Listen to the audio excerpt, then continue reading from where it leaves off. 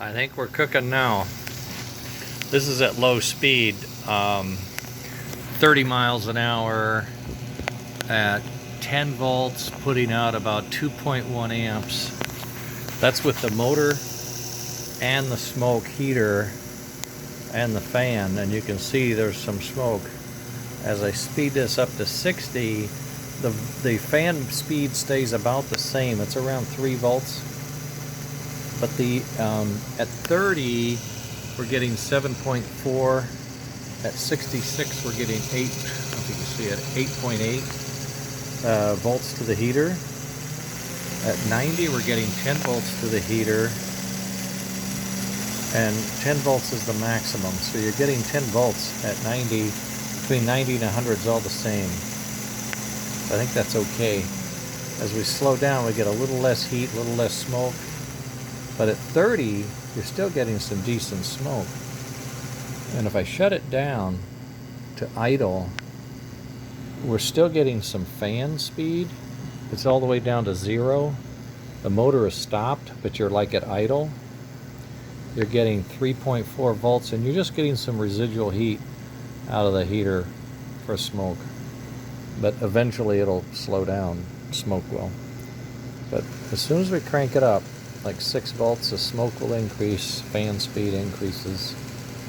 And this hole is still restricted. It's not the full size hole. I don't have the right part. I've redesigned it. You can see it's about 50%. So I've got a new part I'm printing that I'm going to use to make the plate here is too tall, so I've shortened the plate.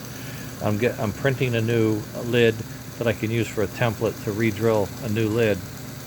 And I have a new body with some other holes in it to mount to this lid. So in the next, maybe after lunch, I'll be able to screw this to this plate, screw this to this, and a new lid, and we should be able to assemble it. But you know, I'm really, really comfortable. I don't have the black book here because it's my notebook and I'm using it, but I'm really happy with the smoke we're getting right here.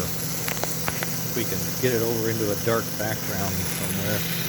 There you go. You can see you got a nice plume coming up.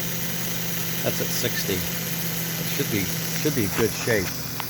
And both boards are working well, holding the volts down. Amps aren't too bad unless you jack it up, and it comes up to about 2.1, 2.3. I mean, so you're getting 2.3 amps, which is fine for this thing.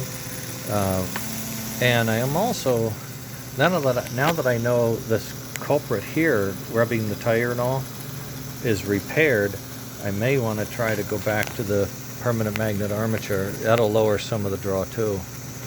Not all, but some. Okay, gotta go up. Lunch is ready.